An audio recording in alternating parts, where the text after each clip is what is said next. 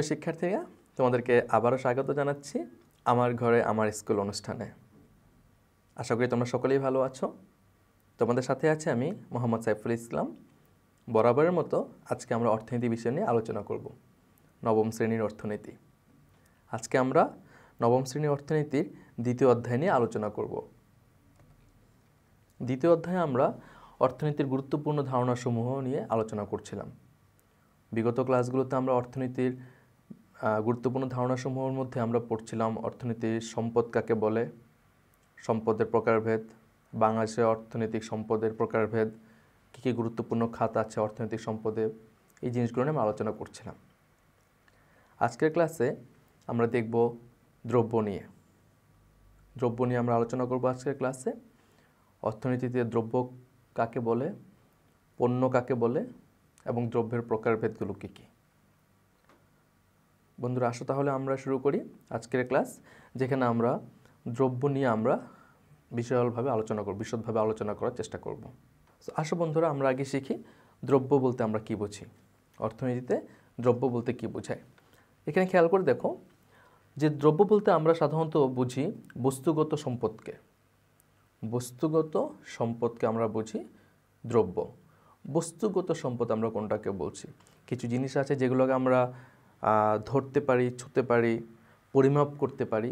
আবার কিছু জিনিস আছে যেগুলো আমরা পরিমাপ করতে পারি না, ধরতে পারি না, ছুঁতে পারি না।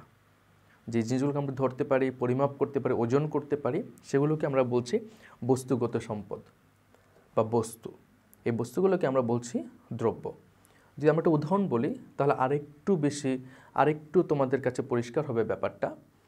ধরে নাও তুমি বাজারে গেলে, তোমার বন্ধু বাজারে গেল, তোমরা দুজনেই বাজারে গেলে, গিয়ে তোমরা আলু কিনে আনলে। তুমি তার বন্ধুকে জিজ্ঞেস করলে তুমি কতটুকু আলু কিনেছো? তোমার বন্ধু বললো আমি 10 কেজি আলু কিনেছি। তোমার বন্ধু তোমাকে জিজ্ঞেস করলো কতটুকু আলু কিনেছো? তোমার বন্ধু বলল 5 কেজি আলু কিনেছি। তো তোমরা দুজনে কিন্তু উত্তর দিতে পারছো কতটুকু দ্রব্য তোমরা কিনেছো, কারণ এটা হচ্ছে বস্তুগত জিনিস, যেটাকে পরিমাপ করা যাচ্ছে, ওজন করা যাচ্ছে। আবার এমন জিনিস আছে যেগুলোকে আমরা পরিমাপ করতে পারি না, ওজন করতে পারি না।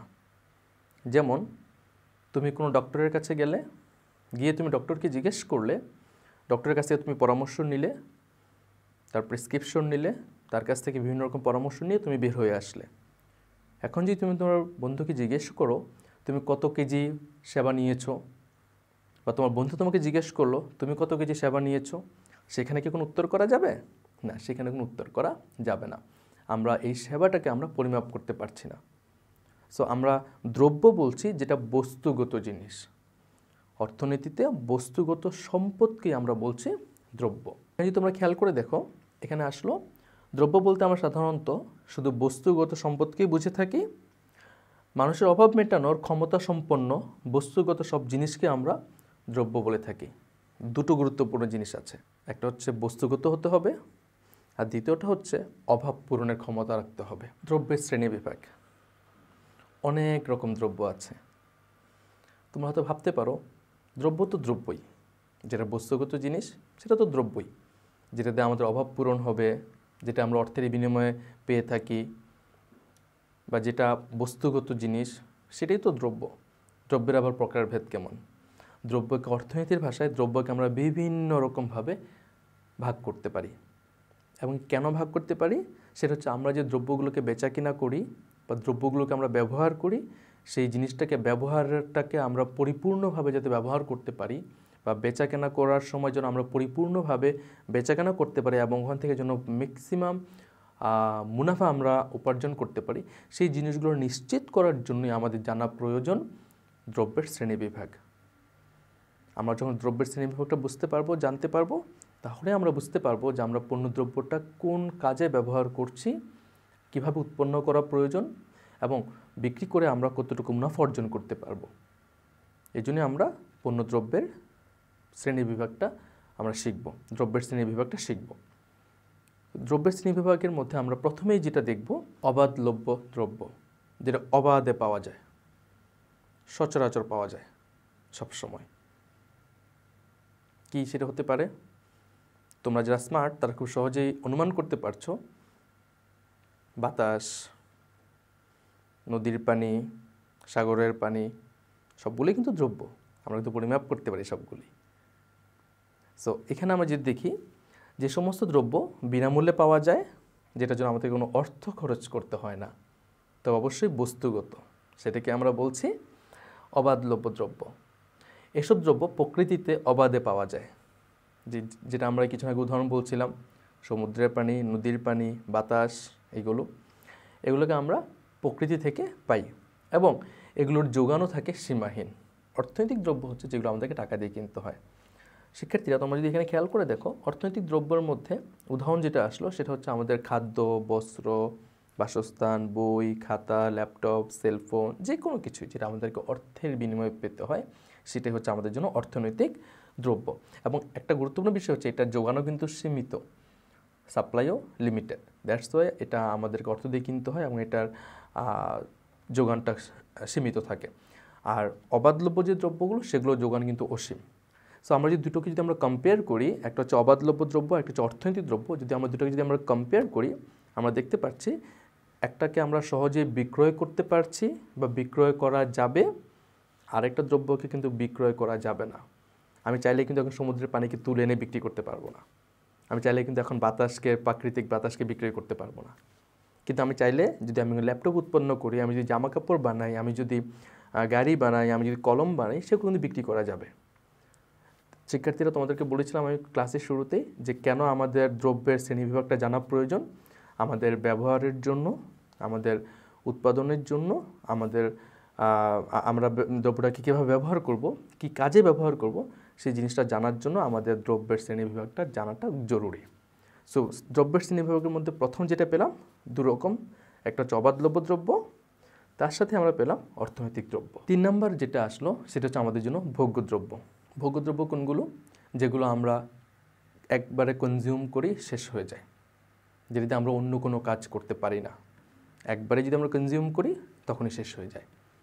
যেমন কি উদাহরণটা কি, এখানে উদাহরণের কথা বলা হয়েছে গাড়ি, বস্ত্র, খাবার দাবার, যেগুলো আমাদের একবারেই আমরা ব্যবহার করে ফেলি।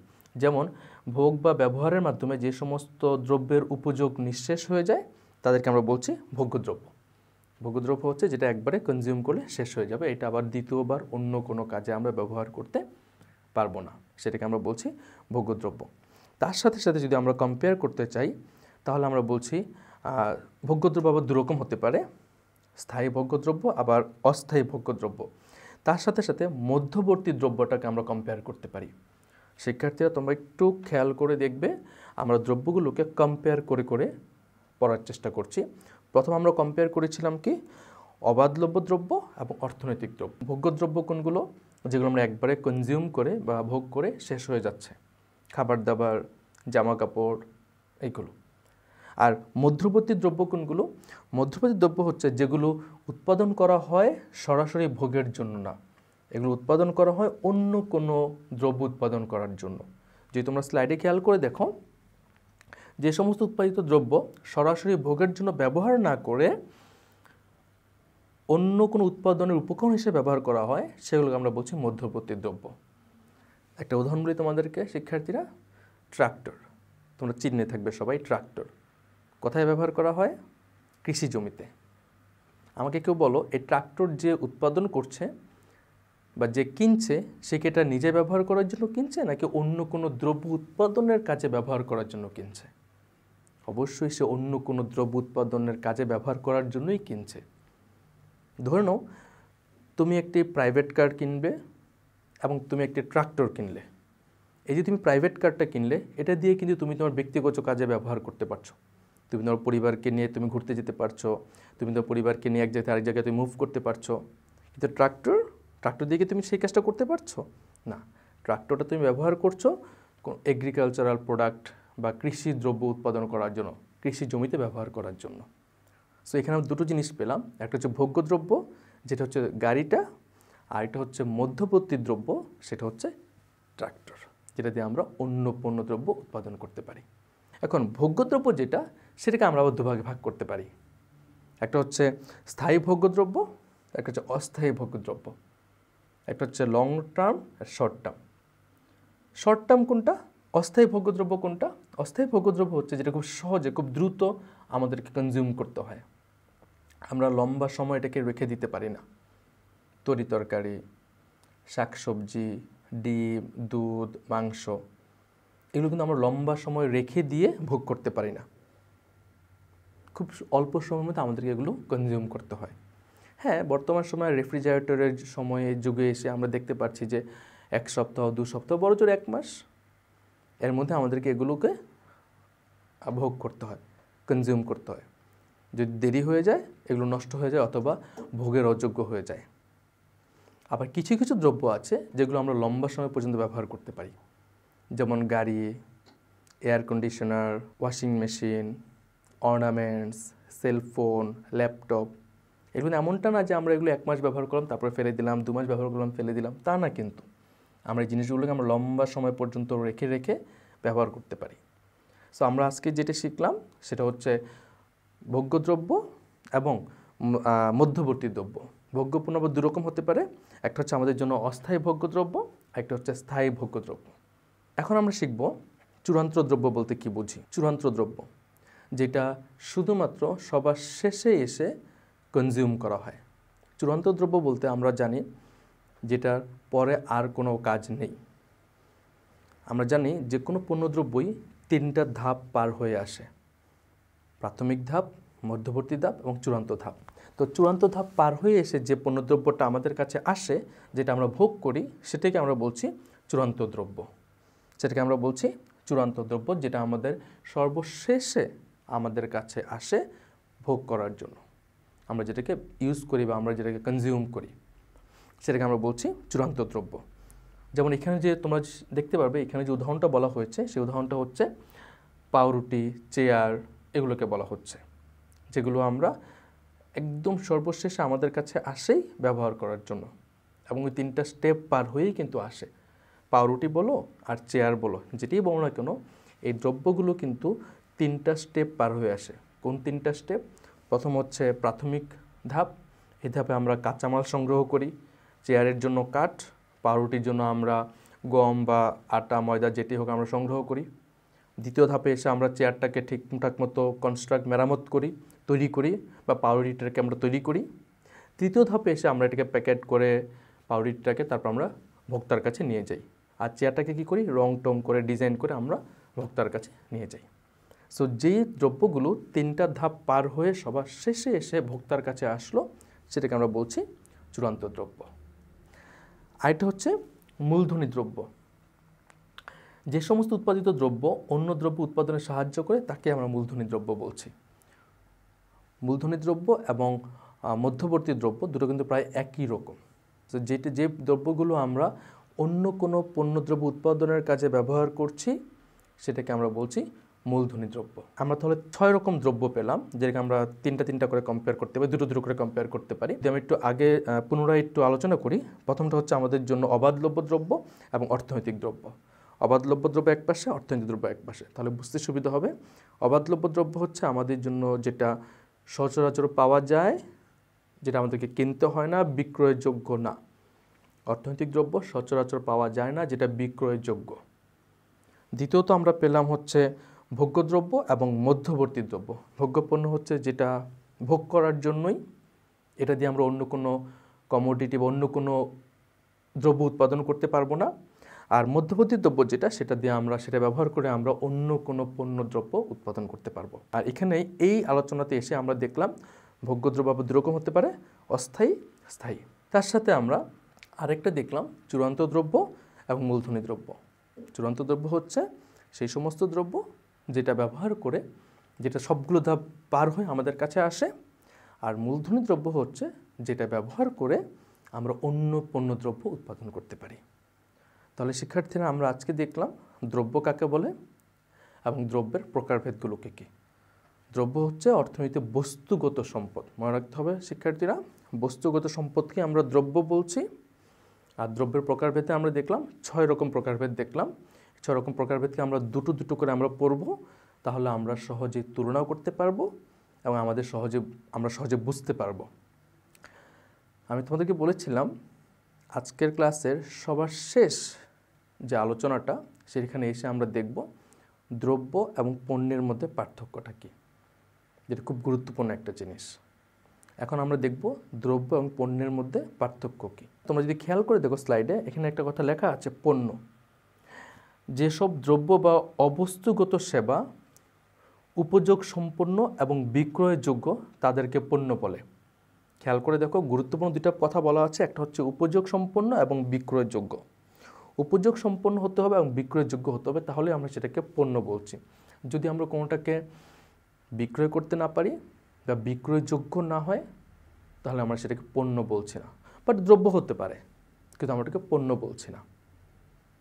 তাহলে প্রথম যে গুরুত্বপূর্ণ অংশটা, সেটা হচ্ছে বিক্রয়যোগ্য হতে হবে এবং উপযোগ সম্পন্ন হতে হবে। উপযোগ সম্পন্ন মানে হচ্ছে আমাদের অভাব পূরণ করার যোগ্যতা রাখতে হবে, আমাদের কাজে আসতে হবে। যদি সেই দ্রব্যটা আমাদের কাজেই না আসলো, তাহলে আমরা সেটাকে পণ্য বলছি না। হতে পারে দ্রব্য, কিন্তু আমরা সেটাকে পণ্য বলছি না। একটা নষ্ট ল্যাপটপ, ধরে নাও ল্যাপটপটা দিয়ে কোনো কাজে আসছে না, এটা কিন্তু আমাদের জন্য পণ্য না, কিন্তু এটা একটা দ্রব্য। কারণ এটাকে আমরা পরিমাপ করতে পারছি, ওয়েট করতে পারছি, মেজার করতে, কাউন্ট করতে পারছি। সো এটা দ্রব্য হতে পারে, কিন্তু এটা পণ্য না। কেন পণ্য না? কারণ এটা আমাদের কোনো অভাব পূরণ করছে বা আমাদের কোনো কাজে আসছে না। খেয়াল রাখতে হবে, পণ্য হচ্ছে যেটা বিক্রয়যোগ্য এবং যেটা আমাদের উপযোগ সম্পন্ন। এখানে আরও দুটো জিনিস খেয়াল করার বিষয় আছে। খেয়াল করে শিক্ষার্থীরা, সকল দ্রব্য পণ্য নয় এবং সকল অর্থনৈতিক দ্রব্যই পণ্য। এখানে অর্থনৈতিক দ্রব্যের কথা বলা হয়েছে শিক্ষার্থীরা। অর্থনৈতিক দ্রব্যের কথা বলা হয়েছে এই কারণে, কারণ যেগুলো আমরা বিক্রয় করতে পারি, যেগুলো আমরা বিক্রয় করতে পারি, যেগুলো আমরা বিনিময় করতে পারি, সেগুলোকে আমরা বলছি পণ্য।